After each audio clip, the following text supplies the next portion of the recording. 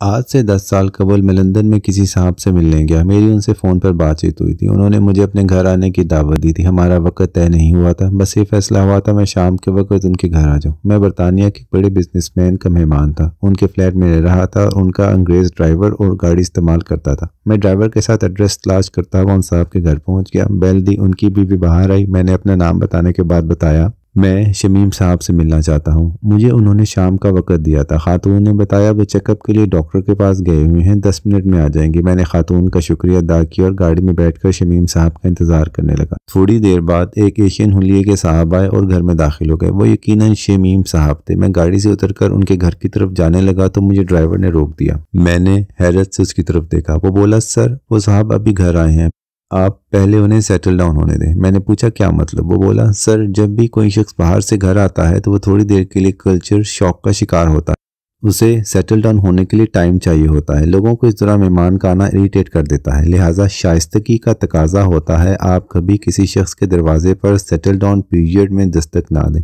یہ اس شخص اور اس کے خاندان کے ساتھ زیادتی ہوتی ہے۔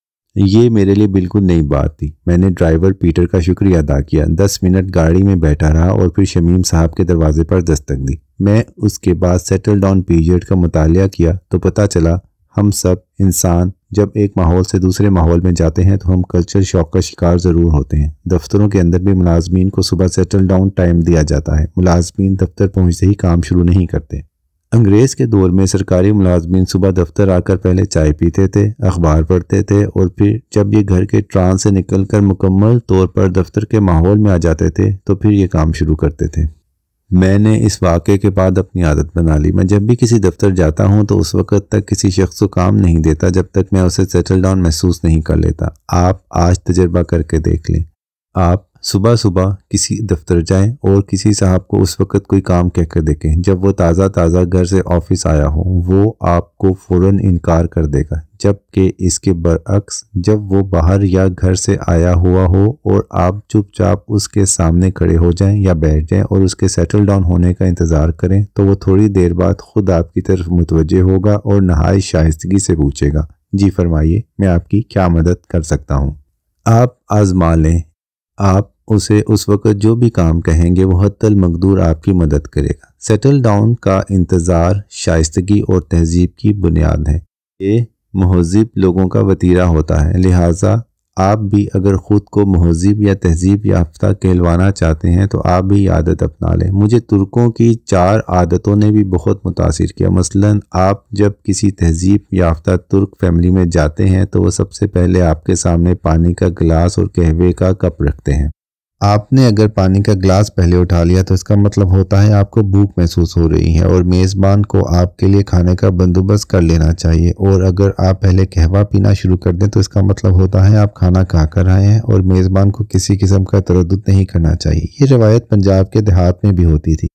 جب کسی پنجابی گھر میں مہمان آتا تھا تو میزبان اسے کہتا تھا آپ جوتا اتار کر پاؤں چارپائی کے اوپر رکھ کر بیٹھیں۔ یہ مہمان کی پلاننگ جاننے کا مہذب طریقہ تھا۔ مثلاً مہمان اگر بھوکا ہوتا یا وہ 1-2 دن مہمان بننا چاہتا تو وہ جوتے اتار کر بیٹھ جاتا تھا، جس کے بعد میزبان اس کے کھانے پینے اور رہنے کا بندوبست کر دیتا تھا۔ دوسری صورت میں وہ گھڑی 2 گھڑی کا مہمان سمجھا جاتا تھا۔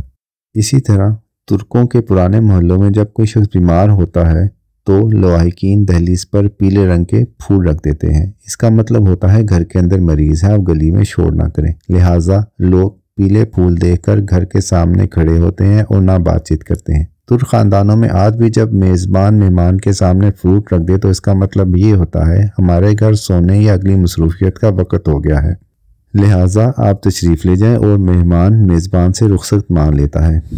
دنیا بھر کے اچھے اور مہذب ریسٹورانوں میں جب بھی انتظامیہ کسٹمر کو کمپلیمنٹری سویٹ ڈش پیش کر دے تو اس کا مطلب ہوتا ہے یہ ٹیبل اب اگلے مہمان کے لیے خالی کر دیں۔ ریسٹوران اس طرح اگر لائٹس بند کرنا شروع کر دیں یا ویٹر آپ سے بار بار یہ پوچھے سر آپ کو مزید کوئی چیز تو نہیں چاہیے تو اس کا مطلب یہ ہوتا ہے اب آپ جا سکتے ہیں، لہٰذا اس کے بعد عزت اسی میں ہوتی ہے، آپ بل ادا کریں اور رخصت ہو جائیں۔ آپ اسی طرح جب کسی تہذیب یافتہ شخص کے گھر جاتے ہیں اور وہ آپ سے پوچھے بغیر آپ کی خدمت شروع کر دیتا ہے اور وہ آپ کے لیے چائے یا کافی لے کر آتا ہے تو اس کا مطلب ہوتا ہے وہ آپ کی بے انتہا عزت کر رہا ہے۔ اس وقت چائے یا کافی سے انکار میزبان کی بے عزتی ہوتی ہے، لہٰذا آپ چائے یا کافی نہیں بھی پیتے تو بھی آپ چند سپ ضرور لیں اور رخصت ہونے تک پلیٹ اور کپ اپنے سامنے رکھیں۔ میں ایک صاحب کو جانتا ہوں، وہ روزے کی حالت میں بھی میزبان کو انکار نہیں کرتے۔ کھانے کا سامان جب بھی ان کے سامنے چن دیا جاتا ہے تو وہ کپ اور پلیٹ سامنے رکھ کر میزبان سے گفتگو شروع کر دیتے ہیں اور اسے یہ بھنک تک نہیں پڑنے دیتے کہ کچھ کھا پی نہیں رہے۔